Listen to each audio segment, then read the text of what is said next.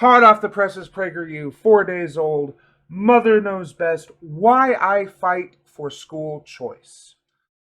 Now, for those who don't know, school choice is essentially a dog whistle for uh, uh, vouchers and charter schools, which basically exist to make make it so that wealthy people or people with the right connections can have better schools than poorer or less connected people. That's just how it works out. Sorry. This is uh, the other issue with school choice is that basically it encourages individuals to abandon poor schools so that those schools will get worse and the people who are left behind get even worse schooling. So let's see how they lie to us about school choice today. Prager, you take it away. In the town where I grew up in El Salvador, we had one school. It was old and run down. There weren't enough teachers, there weren't enough textbooks. But my mother was a determined woman, and she had a plan, an amazing plan. I and my siblings would not get our education in El Salvador. We would get it in America. So we left our home, our family, everything and everyone we had ever known. It's almost like poor communities have poor schools. Yeah. I mean, I, I'll be honest, I don't know a lot about El Salvador. Um, that's my failing. But America is the only country that matters, so it's fine. Um, let's see. Smallest, most densely populated country in Central America. Okay, I'm just doing a quick. Controlled by several Mesoamerican nations, especially Lenca, early Mayans, and later Cuzcatlecs. Spanish conquest, early Olmec present. Da, da, da, da. El Salvador endured chronic political and economic instability, characterized by coups, revolts, and a succession of authoritarian rulers. Inequality and civil unrest culminated in the devastating Salvadoran Civil War, 1979 to 1992, which was fought between the military led government and a coalition of left wing guerrilla groups. The conflict ended with the Chapultepec Peace Accords. This negotiation settlement established a multi party constitutional republic, which remains in place to this day. Cool. Economy has historically been dominated by agriculture, beginning with the indigo plant, the most important crop in the colonial period, followed thereafter by coffee, which by the early 20th century accounted for 90% of export earnings. Okay. Coffee embarked on diversifying its economy by opening up trade and financial links to expanding the manufacturing center. So El Salvador was replaced by the United States dollar in 2001. El Salvador ranks 14th among Latin American countries in terms of the Human Development Index. Okay. Fourth in Central America, in part to ongoing rapid industrialization. However, the country continues to struggle with high rates of poverty, inequality, and gang related violent crime. Okay. So let's take a look at the post war reductions inside the army and dissolution of the National Police, the Treasury Police, the National Guard, and the Civilian Defense paramilitary group. A new civil police was to be organized. Judicial immunity for crimes committed by the armed forces ended. Okay. Party voting in arena presidents in every election until 2009 when Mauricio Funes was elected president from the. Okay. So the early 1990s brought major benefits in terms of improved social conditions. Okay, so let's see how old Cecilia Iglesias is. Because.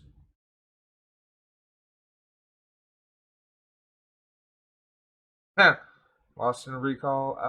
Okay. Um,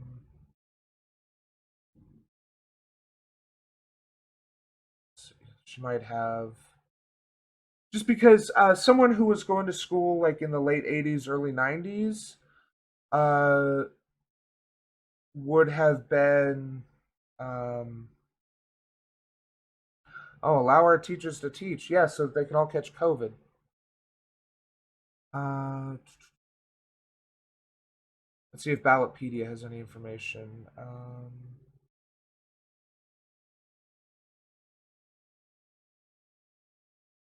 Okay, personal website.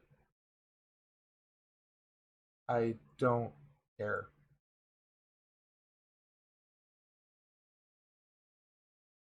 Oh, this is Facebook. Um, wow. She apparently has not been that public. Uh,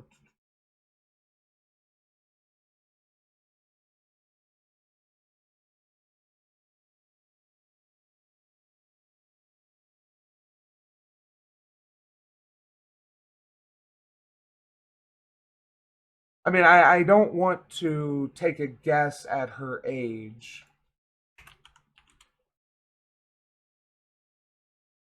Um,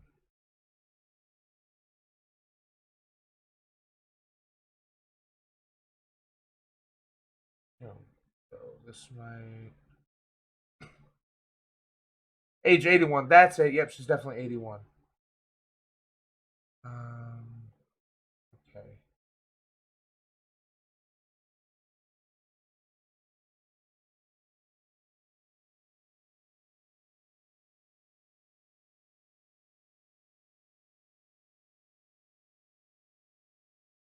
Okay.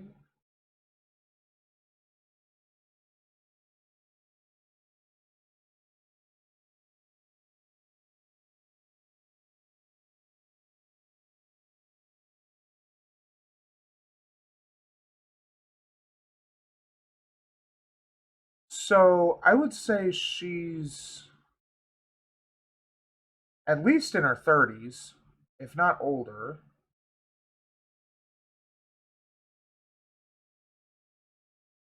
So let me.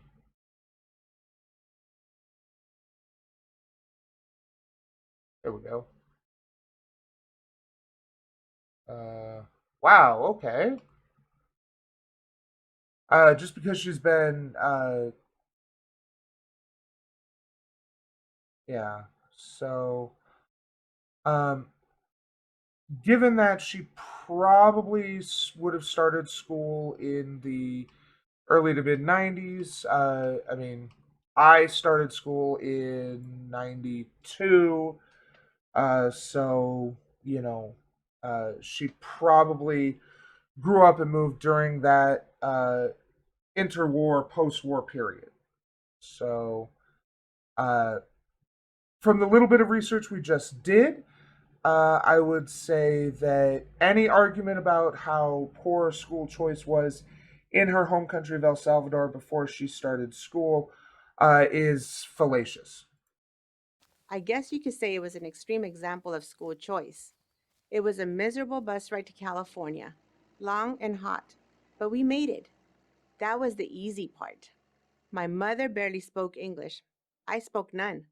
When I complained to her that it was too hard to learn in American schools, I didn't get much sympathy. We had reached the promised land, the promise of a good education, of unlimited opportunity. English, good English, was required. So I learned it. My mom made sure of that. With that kind of background, you can imagine that I put a premium on the education of my own children. So when my son approached first grade, I took a hard look at the government school in our neighborhood. I didn't like what I saw. Academic standards. Notice how they're calling it, instead of public school, government school. See, public education is one of the leading, uh, uh, I don't want to say cause a little too strong, but leading creators of opportunity, because public school is open to everyone. You can't restrict it to certain people, because as a public funded school, it has to be open to everyone, barring admittance exams for like universities and whatever. And even then, they generally just offer slots in order of test results and whatnot. So by referring to it as a government school, they're bringing up those ideas of government indoctrination and whatnot, but also the idea that this is the best that the public sector can offer. And I'm guessing she's about to contrast that with private sector. So let's find out. were low, discipline was lax. I saw no good future there for my son, but I didn't have the money for private school. I did some research. I found that my district offered something they call a fundamental school, kind of like a charter school, where they stress reading, writing, and math. The test results at this school were higher than at the government school. This was exactly what I wanted for my son. I Right. And this is another little trick that a lot of these people will use. Hey, Super Dario, how's it going? This is another little trick they'll use. If you can afford to go to the private institution, then your material conditions are going to be better. And yes, they're more likely to have higher test scores. This is something that study after study after study after study after study has proven that the wealthier you are, the more access you have to information and tutors, and the more time that parents are able to spend at home with their children, helping them with school, the better they're going to do in school, regardless of the curriculum or stature of the school. So, Ms. Iglesias, your son probably would have done fine in the public school because I'm sure you would have been there to help him with things he had issues with.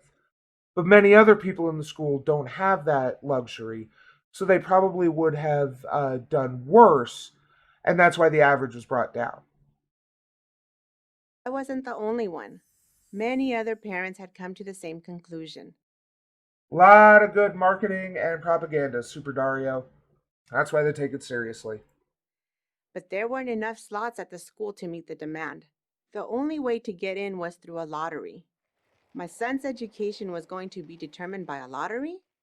I was frustrated and angry, but I had no alternative, no choice.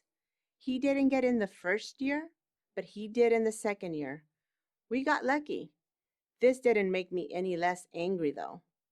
I decided to do something with my anger. I decided I would run for school board and push for every parent to have a choice of schools for their children. It shouldn't be a matter of luck. By pushing for the school choice, it also dilutes the funding that public schools can get. Now, this is fine if you live in a large enough city or municipality that allows for multiple schools. Like where I live, we have uh, 4 or 5 elementary schools, but we've only got actually. So the city I actually grew up in, which is not the city I live in now, we had like 4 or 5 elementary schools, but we only had one middle school or junior high and only one high school. So all of those elementary schools funneled into the one middle school and the one high school. Now, the city I live in now has like 3 or 4 high schools. So that's but from what I understand, that's what the population requires so that the schools don't get overcrowded. They're still kind of overcrowded, but that's because of funding issues. So by pushing this choice, by saying that people should have choice of schools, they're not actually pushing to have a choice of different public schools. No, they want to be able to choose the private school that they can afford to pay for. And again, this is they're trying to make it seem like private schools are inherently better when statistically they're not.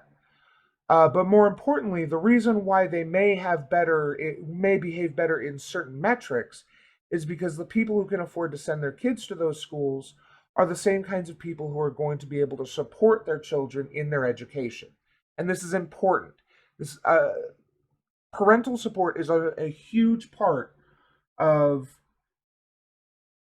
Yeah, true, Super Dario. Uh, this is a huge part of your children's education is having parental support. I had no experience running for local office. I certainly wasn't a politician. I was just a How much of this video is going to be about her running for politician, and how much of it is going to be actually about school choice? You know, the subject this video is supposed to be about. mom with an issue. I guess that was enough because I won. But like my long bus ride from El Salvador, Also, not to body shame or anything. I'm not a small person anyway. But I think it's funny that the Prager animation they chose for her is someone who's somewhat slimmer than she is in reality. Just kind of funny. Salvador years ago, that proved to be the easy part. The government school system was in worse shape than I thought. Enrollment was declining, but costs were going up. We had more Funny how that works. teachers making more money, teaching fewer kids. Oh no, teachers making living wages. How horrible. With no test improvement to show for it. Why don't we try school choice? I suggested at a board meeting. Introduce competition, because competition almost always makes things better. This sounded like common sense to me. To the teacher, This competition almost always makes things better. It works for things like toothpaste or soda or cars. Things that people may need, but are purchases they make where um, there's easily quantifiable differences between them, even if it's subjective things like taste. Like I prefer Mountain Dew over a Sprite or whatever. So that's a competition that Mountain Dew wins in that competition because I think Mountain Dew tastes better. But when it comes to things like schools, you can't competition doesn't help because there's so many factors that go into the metrics they use to advertise the differences between schools. Like I said, private schools may have better test scores because the children of parents who send their kids to private schools are generally wealthier and generally able to hire the help kids need and or are able to be there to help their kids. This is a very, very, very, very important distinction because when you're talking about competition, yes, in a market, generally competition is good. But I don't think it has good outcomes to turn education into a market. teachers union, it was treason. First, I everyone wish I had to choose which school I can't afford to go to, right? My father's a multimillionaire, 50% self made, 50% inherited. Why would I vote for higher taxes?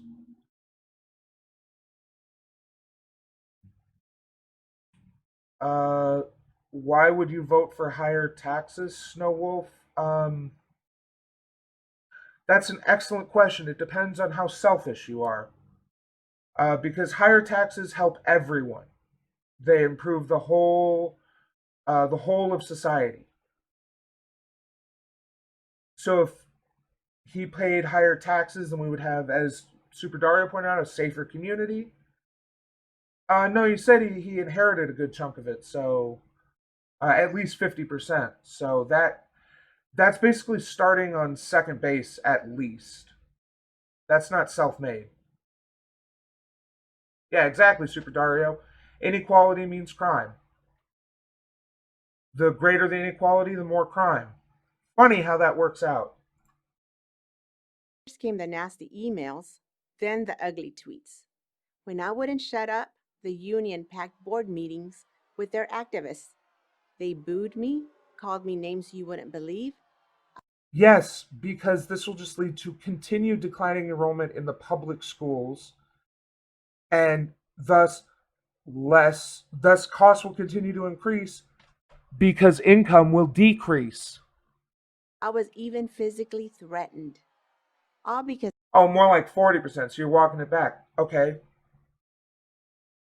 You know that was stock gain. Oh, stock gains. Okay. Yeah.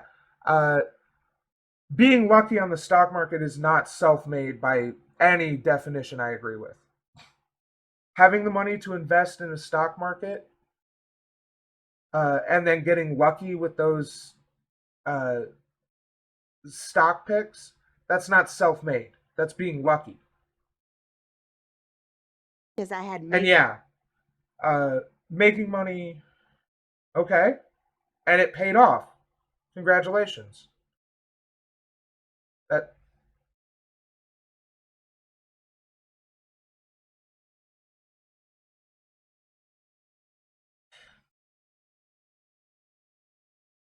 If you inherit a successful business and grow it into a bigger business, is that really self made?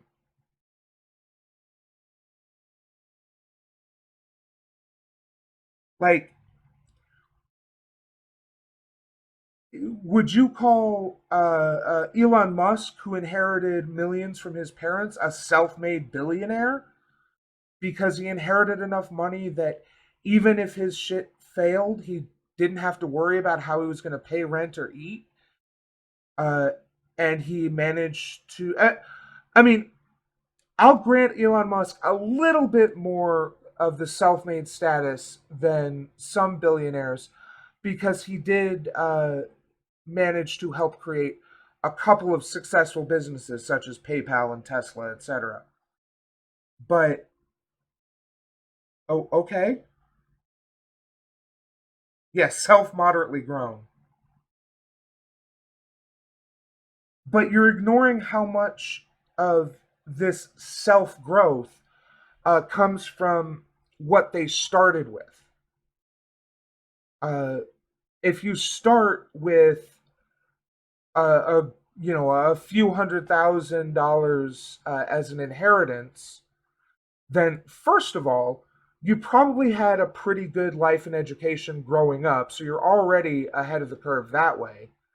But then you also have the means to try things and recover if they fail. That's the big difference between wealthy people and poor people is that wealthy people can try things and if they fail, then they have something to fall back on, either investments or other wealthy family members or a home that already belongs to them so they don't need to worry about paying rent, or they have other assets they can sell to make rent or mortgage payments or what have you.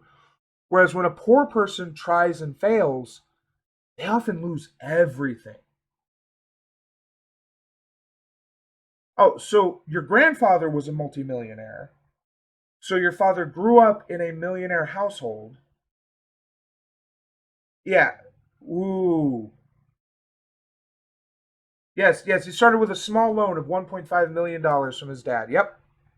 I've heard that story before. the case for school choice. When they couldn't intimidate me, they tried to get me thrown off the school board. When I decided to run for a second term, the union Listen, your refusal to accept reality, and I'm talking to Cecilia here, your refusal to accept reality doesn't necessarily mean that you're right. Even though you, I'm guessing, succeeded by the fact that you're on this. Well, succeeded for a while. She apparently lost her recent reelection, but school choice doesn't improve things except for wealthy people. It doesn't make things better for poor people. leaders declared war. They spent almost $250,000 against me in 2016, $250,000 for a seat on a local school board. But I won, again, this time with more votes than any other candidate. And the reason is clear to me. Parents want good schools for their children. They want choice. And this got me thinking. That's a conflation. Parents want good schools for their children. True. Choice doesn't necessarily mean they'll have good schools to pick from for their children. As you said yourself, there was the what kind of school was it called? Reform, not reformatory school. Um, Fundamental school, right? Fundamental school, which had a lottery system. Because of course everyone wants to go to the school with better test scores and whatnot. They keep the classes small so that they can keep those high test scores, so that they only let in a certain number of people so they can give the attention to those kids. There's a correlation between the size of the number of people they let in each year and their successful test scores. See, if we gave the funding to public schools so that they could handle all of the students they have, so they could hire good teachers, so they could have small classrooms, so they could have the facilities to hire enough teachers and have the separate classes they needed for the number of students they have, They would also have higher test scores if they if they paid their teachers well and also provided resources for teachers that teachers right now pay out of pocket for. Then we would have higher test scores and better performance in schools. But instead, you want to dilute the school budgets and splinter everything off until it's all, well, stratified. As his money is more return. Well, yeah. I mean, depending on the country he lives in, he could pay a lot less in taxes. There's with double abroad and there's zero wealth tax. There's no wealth tax in America. What are you talking about? We just have income taxes like most other developed nations. And most other developed nations have more taxes than we do on income, even on high income, like I assume he has. So I don't know, unless he's living in like Central America or some shit. But again, he's definitely not doing well for his. Okay, that's not a good thing. You seem to think it is, but that just means that he's basically. So the problem with zero capital gains is that you let your money sit there and make more money, and you don't help society. You just take from it. Thinking. Teachers have a union. Why not parents? So I started the parent union to give parents more of a voice. I would support a parents' union if it weren't started by someone who clearly has an agenda to make things easier for wealthy people and worse for poor people. Because the whole point of it, but the issue is that unions are designed to empower people with less power in a dynamic. Parents have all the power in the parent teacher relationship. Parents can withdraw their children, they can send them to different schools, they can homeschool them. They have these options if they have the resources. So the idea this would be like an employers union. Wow. And now chapters are all over the state and in some of Southern California's toughest neighborhoods. It's a battle, but I'm confident we'll win. There are few forces stronger than a parent determined to get a good education for their child. I'm Cecilia Iglesias, president of the Parent Union. Oh boy. Yeah, you want to make it easier for wealthy parents to uh, buy their children good education. Got it. I mean that's what school choice boils down to is that wealthy people are able to buy better education for their children than poor people, thus making it easier to perpetuate wealthy people and continuing poor people being poor. It's as simple as that.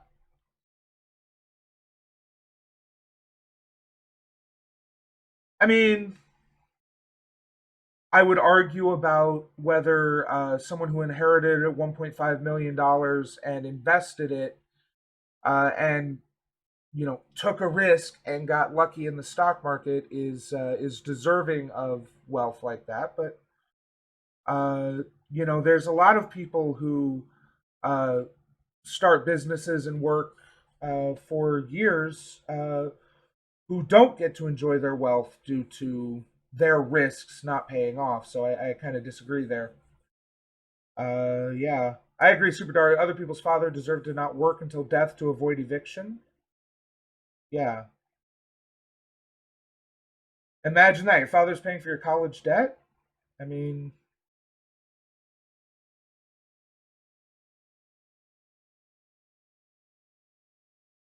he supports the economy by renting out his house in the U.S. and eating at restaurants. Oh boy! So he's also a landlord.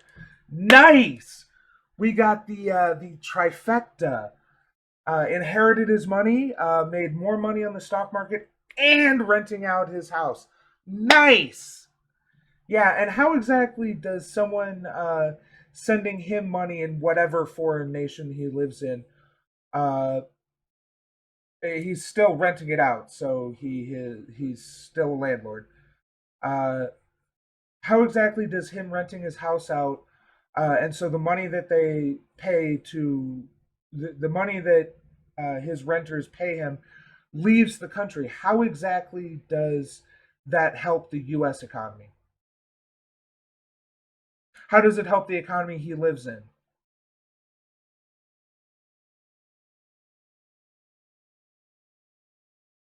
5K a month? Holy shit! He has one house he rents out for 5K? Which is it? Does he rent it or does he give it to someone who needs it?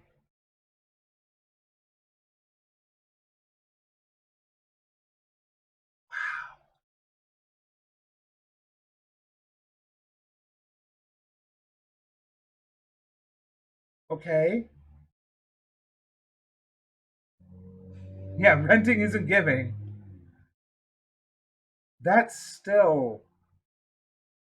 I mean, if he's renting it to someone who can afford $5,000 a month, then they're not exactly. He's not exactly renting to poor people, but that still doesn't mean he's not, you know, taking advantage there. Fuck, if I had a house I could rent for 5K a month, I'd just do that and spend my time helping other people in reality instead of just living in a tax haven and letting my wealth collect dust like a dragon. But this has been interesting. Yeah, still cheats the tax system while renting property in the U.S. Yeah, I guarantee that he has all of his money in offshore accounts so that he doesn't have to pay U.S. taxes. Despite, I guarantee he has business interests in the U.S. But that's how the system is set up. So it's not right, but it's how it is. Hey, thanks for watching. Hope you enjoyed the show. Remember to like, share, and leave a comment because it helps me. Subscribe and ring that bell to help you. Thanks, and we'll see you next time.